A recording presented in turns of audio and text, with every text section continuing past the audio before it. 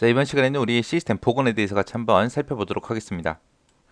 시스템 복원이다 그러면 이제 우리가 컴퓨터를 사용하다가 문제가 발생했어요. 그때 그 복원 지점을 이용해서 정상적인 상태로 만드는 그런 기능을 보고 우리가 시스템 복원이라고 해요. 그래서 시스템 복원이라는 걸 사용하려면 컴퓨터가 최적인 상태일 때 있죠. 그 상태일 때 우리가 복원 지점을 미리 설정해서 기억을 먼저 시켜놔야 돼요.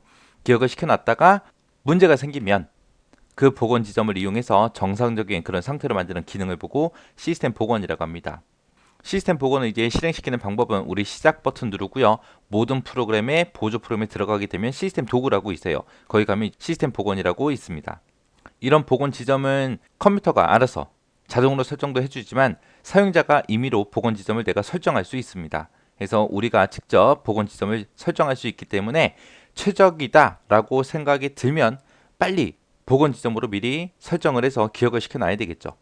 그래서 복원 지점을 이제 설정하는 방법은 이제 시스템 속성창에 들어가게 되면 우리 시스템 보호라는 탭이 있습니다. 거기서 이제 만들기라는 걸 클릭하면은 현 시점을 기준으로 복원 지점을 우리가 만들 수가 있어요.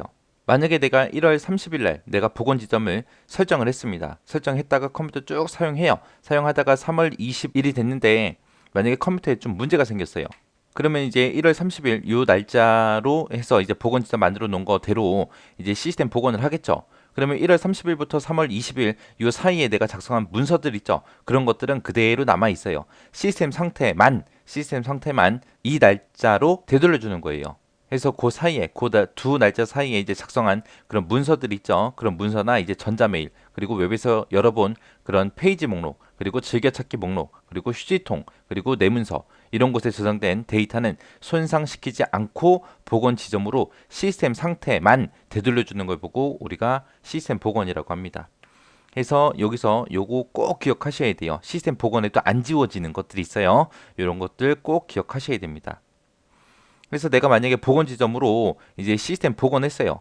복원을 실행해도 문제가 해결되지 않거나 아니면 복원 지점을 내가 여러 개 만들어놨는데 그걸 잘못 지정했어요. 그때는 이제 시스템 복원 실행 취소라는 걸 선택해서 복원 이전 상태로 우리가 되돌릴 수 있습니다. 이게 그 화면이에요. 여기 보니까 이제 시스템 복원에 들어왔더니 여기 있잖아요. 시스템 복원 실행 취소 이것도 있고요. 그리고 다른 복원 지점 선택하는 것도 있고 있습니다. 그 다음에 이제 시스템 속성 대화 상자에서 시스템 보호라는 탭이 있어요. 거기 보게 되면 구성이라는 게 있습니다. 구성을 클릭해서 시스템 복원할 때 이제 사용할 디스크의 공간, 비율 같은 것도 우리가 조정할 수 있어요. 이 비율은 최소 1%부터 시작해서 최대 100%까지 우리가 공간을 마음대로 조절할 수 있습니다.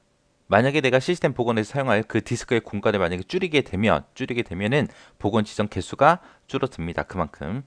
이렇게 해서 이제 시스템 복원에 대해서 알아봤는데 여기서 꼭 기억하셔야 되는 거는 복원 지점을 사용자가 직접 지정할 수 있더라. 그거 하나 기억하시고요. 그 다음에 복원을 잘못했을 때 실행 취소시키는 것도 있더라. 복원 지점도 내 마음대로 선택해서 복원을 시킬 수 있더라. 그거 기억하시고요. 그 다음에 시스템 복원했을 때 안 지워지는 것도 있다 그랬어요. 그거는 꼭 외우셔야 돼요.